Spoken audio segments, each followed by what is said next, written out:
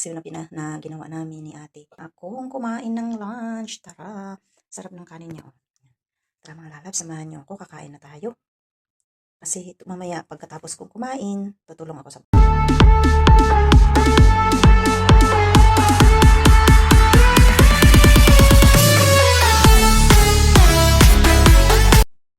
Ayan, dito kasi kami sa kanila natulog. Ayan, paksiw. Tapos lagyan namin ng ampalaya. Tapos lalagay na namin yung isda. Tapos ano yung sili. Ayan. May paksiw kami. Maji. Ito yung aming mga panakot. Nakapag-content ako dito kay ate para sa YouTube ko. Dahil nagtulong lang ako ng konti dito sa taas, sa mga nilabhan. Kasi ate naglinis sa baba. Tapos ngayon bababa siya uli. Ako babantayan ko to. Hindi na ako sasama. Yan ang suka.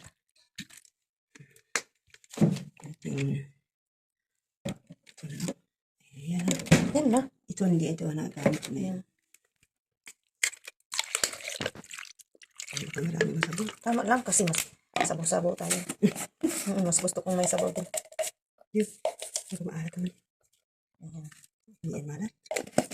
Hindi yan eh. Madali lang maglagay ng tubig. Doon ka rin bumili sa may ano. Inanuhan mo ng isda dun sa pinupuntahan mo. Airport.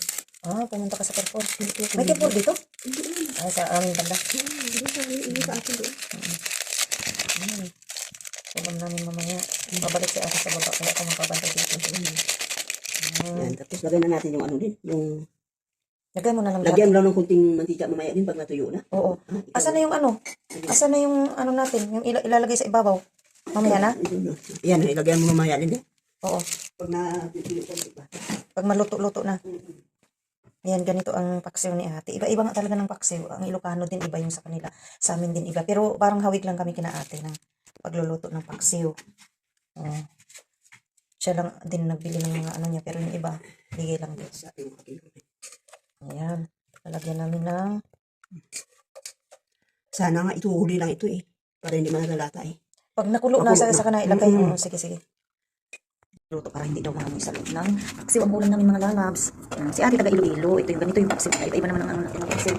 Ngayon ang sabi niya, lalagyan ko raw ng ano, ng mantika. Maraming halo yung sarap. Natin ng mantika mga lalabs. Lagyan daw kasi, ganoon siguro sa kanila. Yan.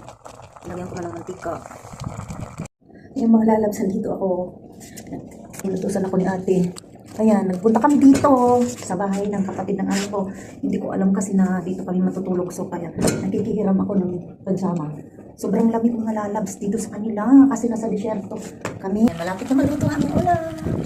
Ayan, for today's video, magmumukbang kami mamaya. Ayan na. Mga lalabs, done na akong magluto ng paksiw na ginawa namin ni ate. Lunch na sana kami kaso lang, tinawag na naman siya kaya mauna na akong kumain ng lunch. Tara. Sarap ng kanin niya. Oh. Tara mga lalab, samahan niyo ako. Kakain na tayo. Kasi mamaya pagkatapos kong kumain, tutulong ako sa baba. Hello mga lalab, saya. Ito na, pero ito na ang inumin ko. Hati kami. Yan talagang sabi. Yan mga lalabs, kain tayo. Yan. Salamat sa pagkain.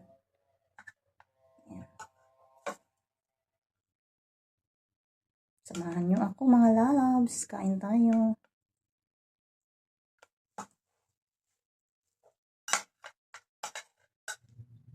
Parang nasa boarding house lang.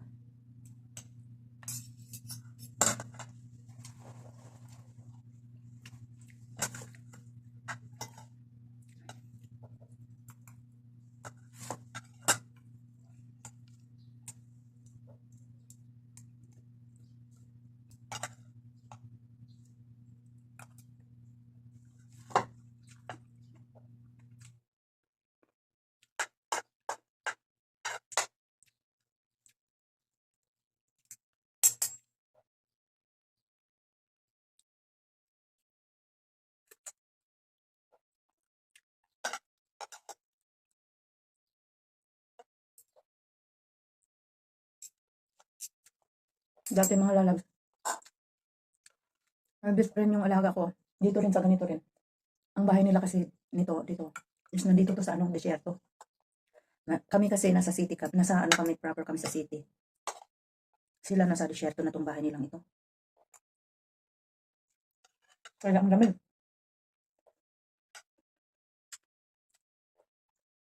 Sinasara ko na lang yung bintana, yung niya. Parang kulang sa Aywan ko, pag nagpapaksil si Ate Nilda kasi yung dito yung isang bahay dito niya. Kapatid ng amo ko yung bunso nila, lalaki. Ang kapatid ni amo dito. Kaya yun, kagabi nandito kami. Tinanong ko kung dito matutulog, hindi raw, kaya yun, hindi tuloy ako nagpagdala ng pajama. Nakihiram na lang ako kay Ate ng pajama.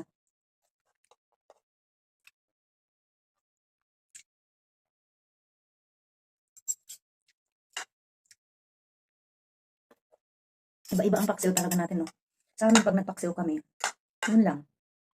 Yung luya,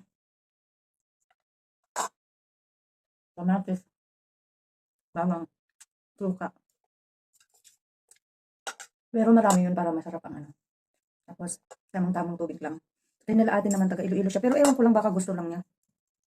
Nilagyan niya sa ibabaw ng ng ampalaya. Tapos may sili pa. Ewan ko kung maanghang tong sili. Hindi ako maanghang na tao. Talaga, ewan ko lang kung nilagyan niya baka. Kung hindi gaano maanghang, kumakain ako. Tapos nilagyan ng mantika. Sabi niya, pag medyo lagyan ko ng mantika sa ibabaw. Kasi yun ang gusto niya.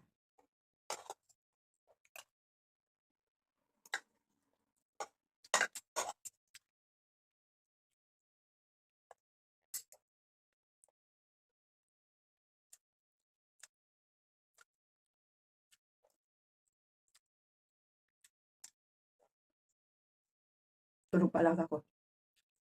Kasi umaga na sila natulog ng pinsan niya. Grabe. Takbuhan ng takbuhan. Tapos aakyat dito sa amin, kakatok.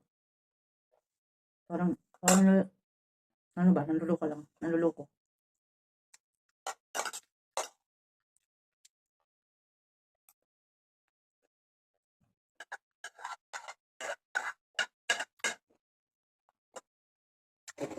Ano yung bahay ni Ate?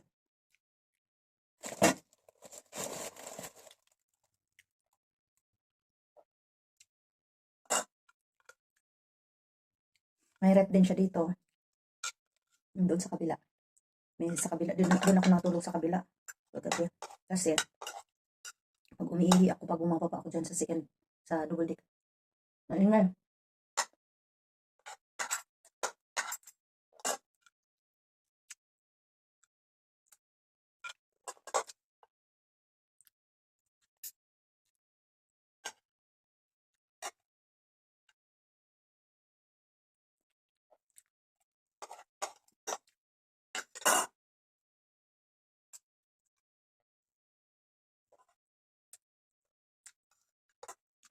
Makuha ang sili.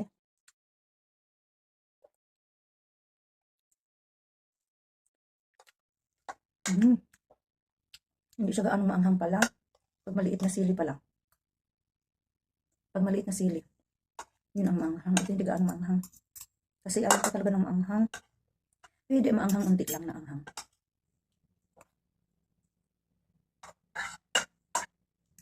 Pero mga lalabs, ang sili words is, tawag nito? Ano ba yung tissue niya? Wala nang tissue. Ang sili words. I-search niyo ang sili words sa Waray. Medyo hindi maganda. Sa Waray lang ha.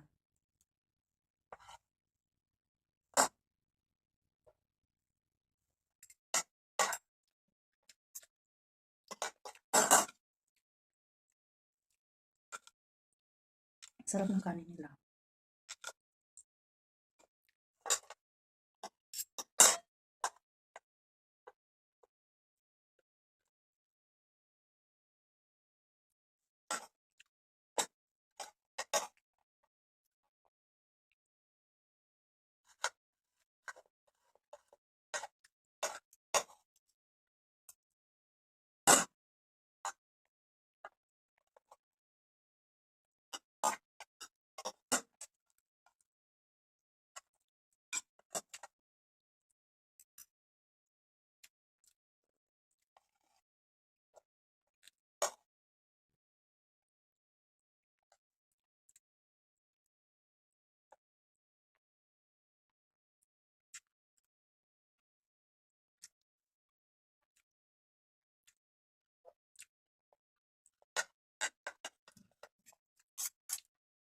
Kagabi,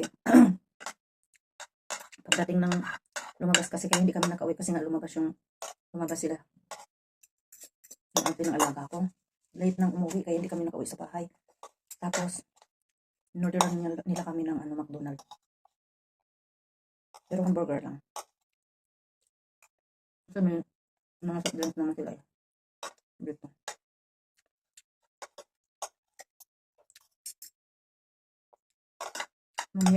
Mamaya pupunta ako sa rooftop. Titingin ako doon sa kasi maganda ang dito. Maganda ang kagabi kasi yung dilim.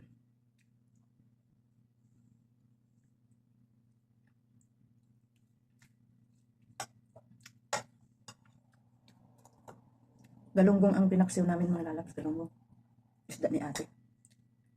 Siya daw ang bumili nito. Kasi busog mat si straw. Grabe.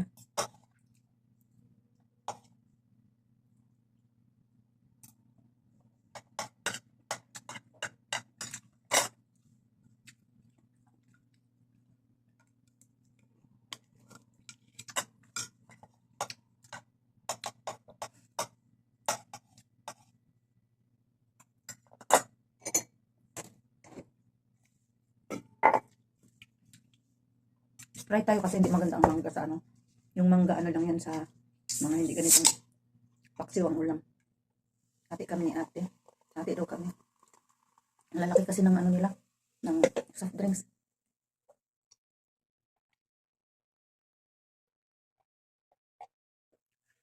Eh, grabe.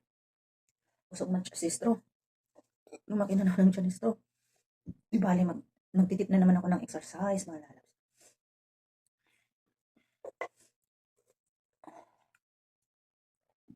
Oh my God.